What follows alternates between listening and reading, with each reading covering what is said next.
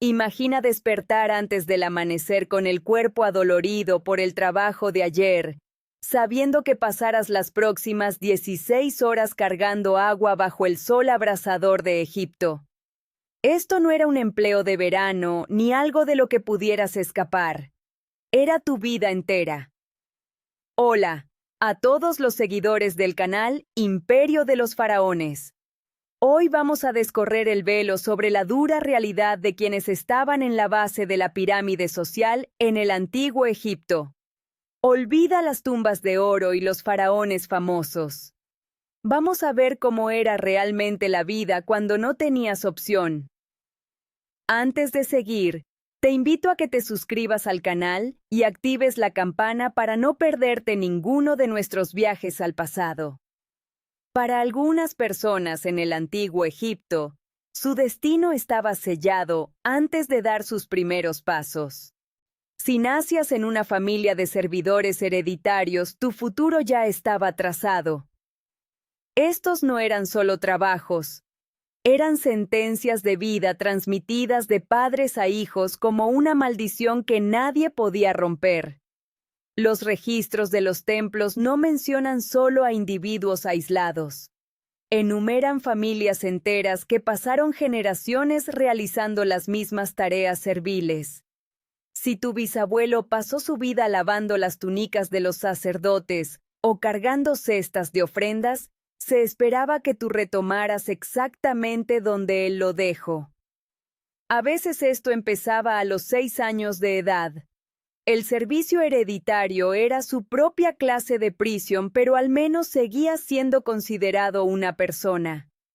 Para otros las cosas eran aún peores.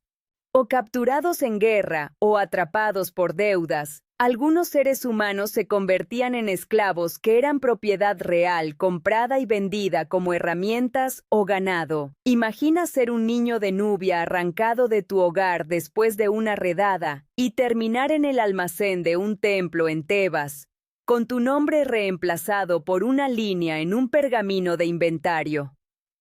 Los esclavos podían ser intercambiados por bienes y figuraban en los libros contables de los templos, junto a cestas de grano o rollos de lino.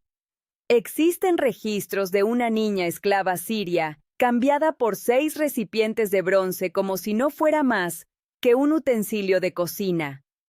La esclavitud por deuda era especialmente brutal. Si tu familia no podía pagar sus impuestos, tu padre podría tener que entregarte para trabajar la deuda. El problema es que la deuda siempre parecía crecer más rápido de lo que podías pagarla. El sistema estaba diseñado para mantenerte atrapado sin esperanza de libertad. Lo más impactante es lo normal que era todo esto. Los murales muestran a servidores hereditarios y esclavos trabajando codo a codo.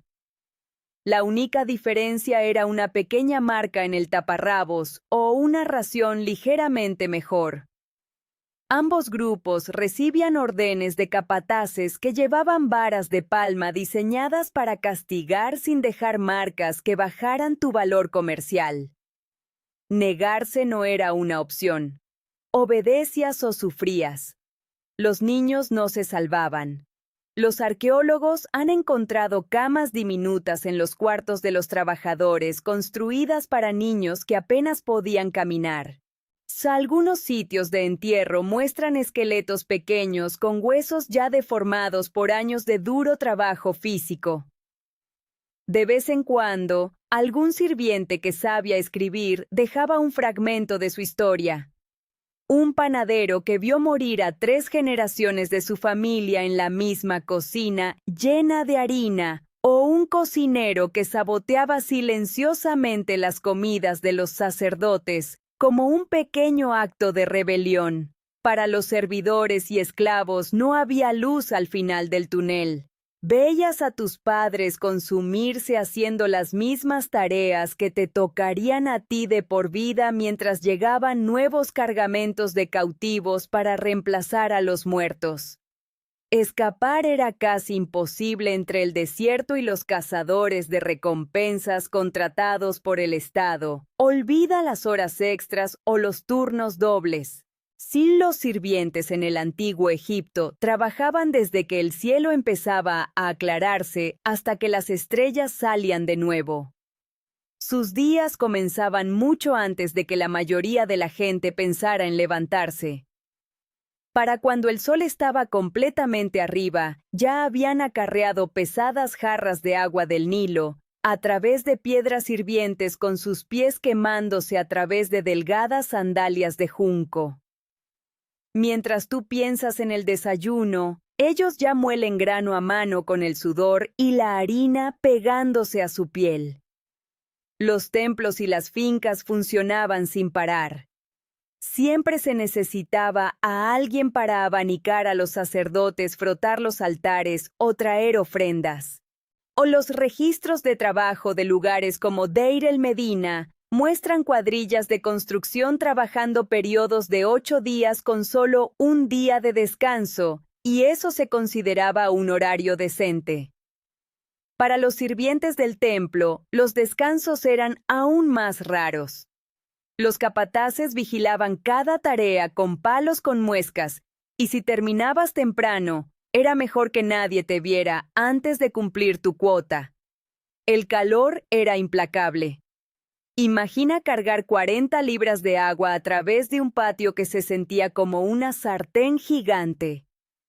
Los trabajadores del templo de Karnak dejaron quejas sobre pies quemados, y los textos médicos antiguos hablan de tratar a los sirvientes por golpes de calor y deshidratación severa.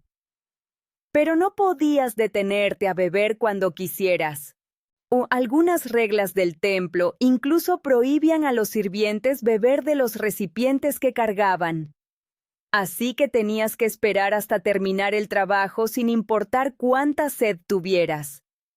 Durante la temporada de inundaciones, cuando los campos estaban bajo el agua, no había descanso. Los agricultores eran reasignados a proyectos de construcción, y los sirvientes eran movidos a cualquier trabajo necesario.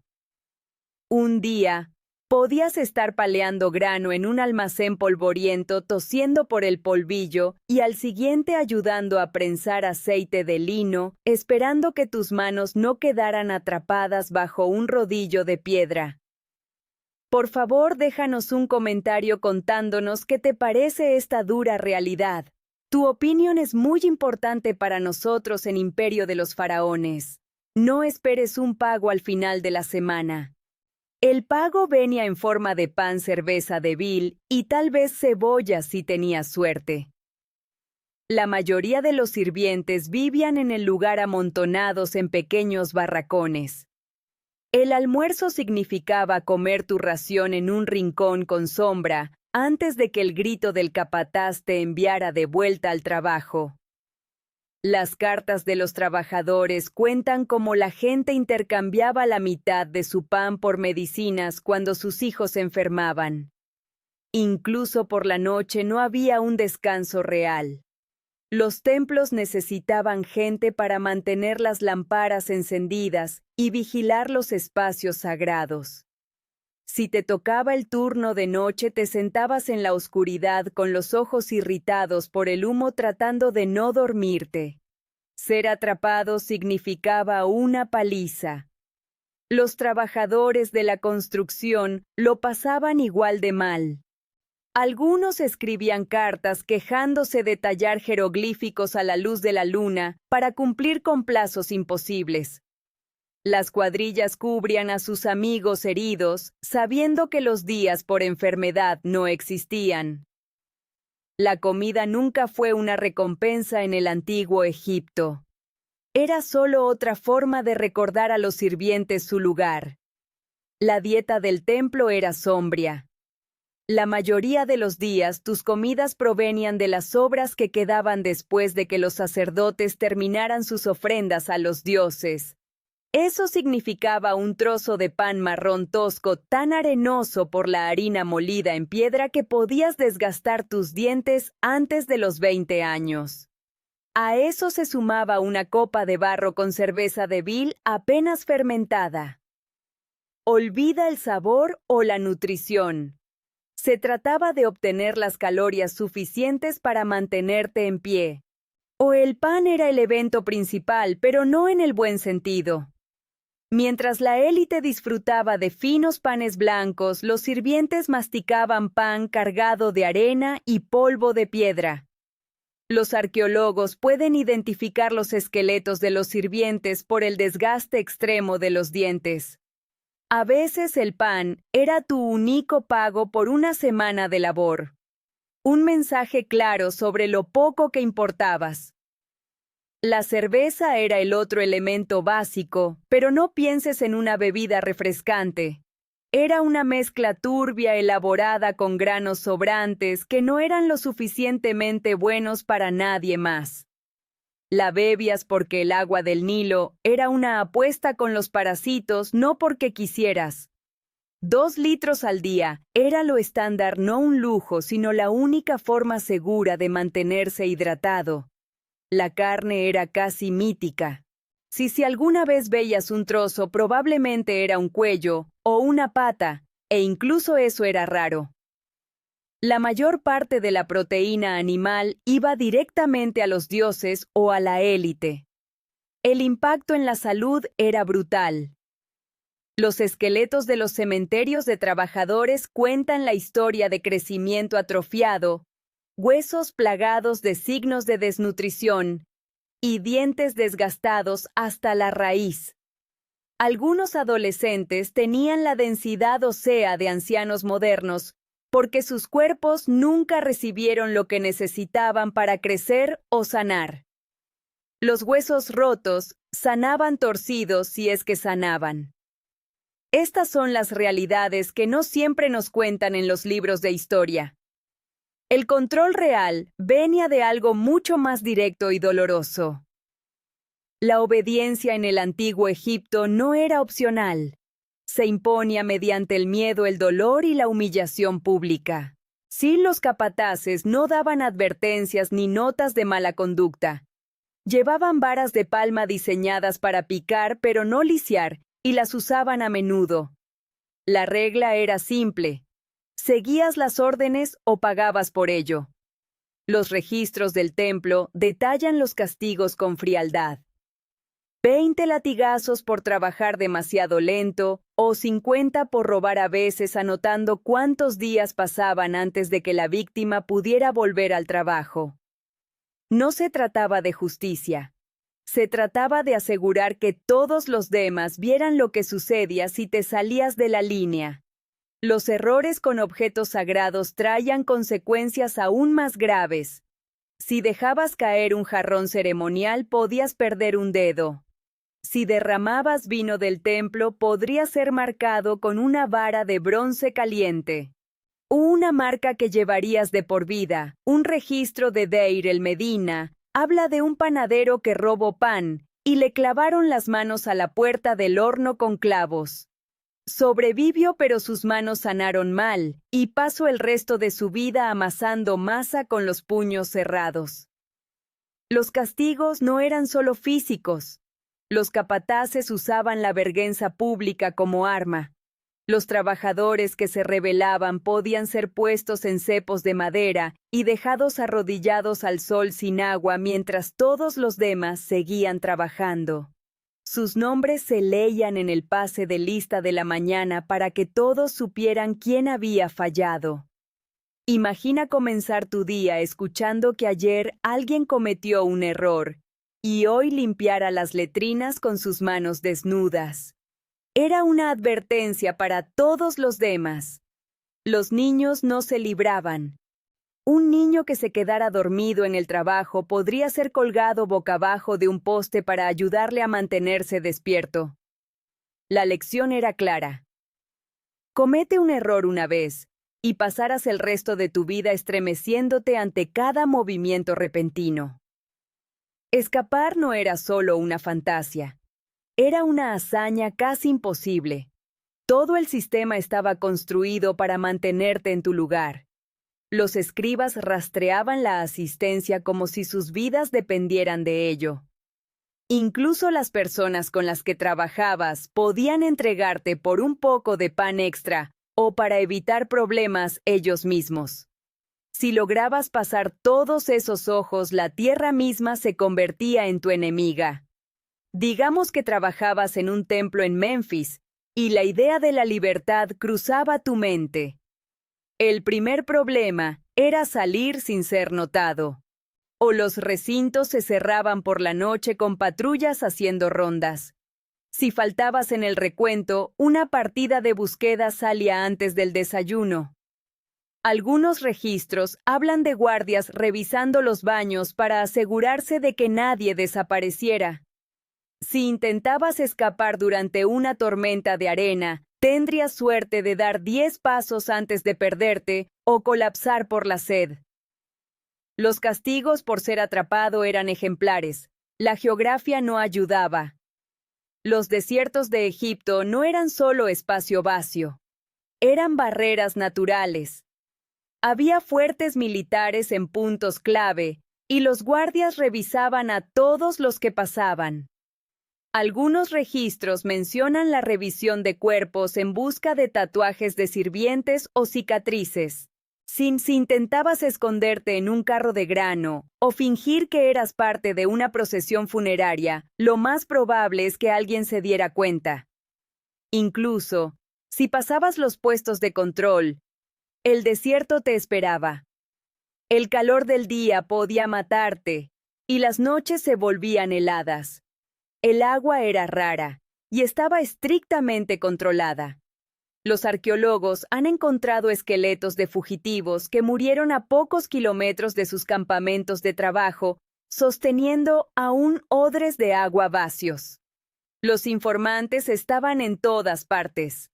Los trabajadores desarrollaron formas secretas de hablar, pero incluso así alguien podría escuchar. Hay historias de miembros de la familia entregándose entre sí, a veces solo para evitar ser castigados como cómplices. Sobrevivir cada día significaba aprender a jugar con el sistema. Los sirvientes y esclavos desarrollaron un conjunto de estrategias de supervivencia, cada una diseñada para obtener un poco más de comodidad o control. La primera regla era mantenerse unidos. Los vínculos entre los trabajadores eran profundos, incluso si no eran familia. La gente se cuidaba entre sí, turnándose para cubrir a alguien que necesitaba un descanso o compartiendo silenciosamente un higo robado. Los sitios de entierro a veces muestran sirvientes no relacionados enterrados uno al lado del otro con pequeños regalos. Evidencia de amistades que duraron más que el capataz más duro. Estas pequeñas comunidades ofrecían un salvavidas para compartir cargas y mantener el ánimo cuando todo se sentía desesperado.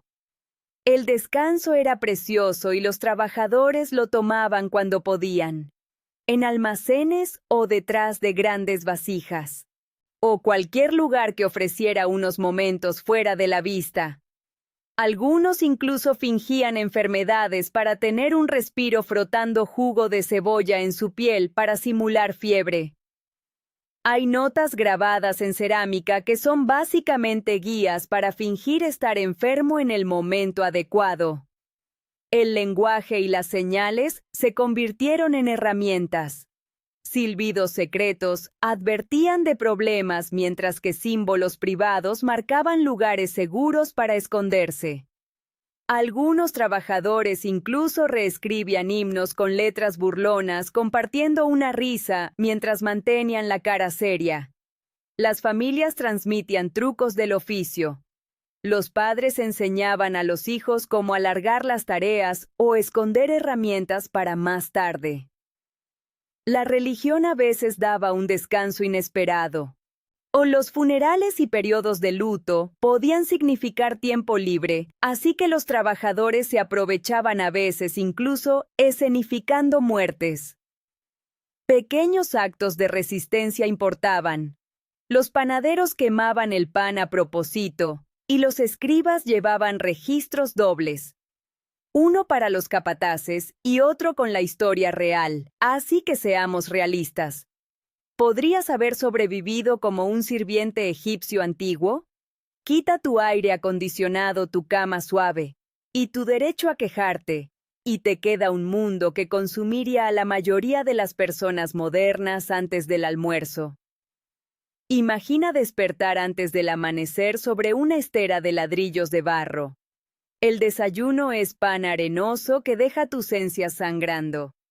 Luego vas a cargar agua, arrastrar piedras o moler grano por las próximas 16 horas. El calor a menudo de más de 100 grados aplastaría a cualquiera acostumbrado a oficinas con clima controlado. Los arqueólogos encuentran huesos con marcas de estrés por años de levantamiento pesado, fracturas curadas que nunca se fijaron bien, y dientes desgastados por masticar pan con restos de piedra. Tu clase de ejercicio no es nada comparado con cargar jarras de 50 libras por las escaleras del templo durante horas. Si te ha gustado este recorrido por la historia, no olvides suscribirte y dejar tu me gusta para que sigamos creciendo en esta comunidad de Imperio de los Faraones. Las lesiones y las enfermedades no te daban un día libre. Los trabajadores seguían adelante con huesos rotos y heridas infectadas. No había licencia por enfermedad ni simpatía del capataz. El trabajo infantil era la norma. Niños de 8 años acarreaban ladrillos. Sus huesos muestran un crecimiento atrofiado y lesiones que la mayoría de los adultos hoy no podrían manejar. Las necesidades simples eran una lucha. El sueño venía en un suelo de tierra, a veces con escorpiones como compañía. El sol del desierto quemaba la piel, y las tormentas de arena dejaban cicatrices duraderas. Cada movimiento era vigilado. Los contadores del templo rastreaban tu producción, tus raciones e incluso tus castigos. El equilibrio entre el trabajo y la vida no existía. La mayoría de los sirvientes morían antes de los 40 años. Trabajabas hasta caer, y cuando te ibas alguien más ocupaba tu lugar. Así que podrías haber sobrevivido. Tal vez. Pero la supervivencia significaba más que solo mantenerse vivo. Y significaba aceptar una vida sin comodidad, sin esperanza de cambio y sin reconocimiento. El milagro real es que alguien lo soportara. Los monumentos brillantes que admiramos hoy fueron construidos no solo con piedra, sino con el sufrimiento implacable de personas obligadas a seguir adelante sin importar el costo. Esas pirámides de oro y templos relucientes no aparecieron de la nada. Fueron pagados con vidas cortadas antes de tiempo. Por cada faraón rodeado de riquezas, había innumerables trabajadores, cuyos cuerpos contaban la verdadera historia de la grandeza de Egipto. La próxima vez que veas fotos de las maravillas de Egipto, recuerda el costo real. El verdadero prodigio no es solo lo que se construyó, sino las personas que soportaron lo insoportable para hacerlo realidad. Gracias por acompañarnos en este capítulo de Imperio de los Faraones. Y no olvides comentarnos si crees que hubieras sobrevivido en aquel entonces.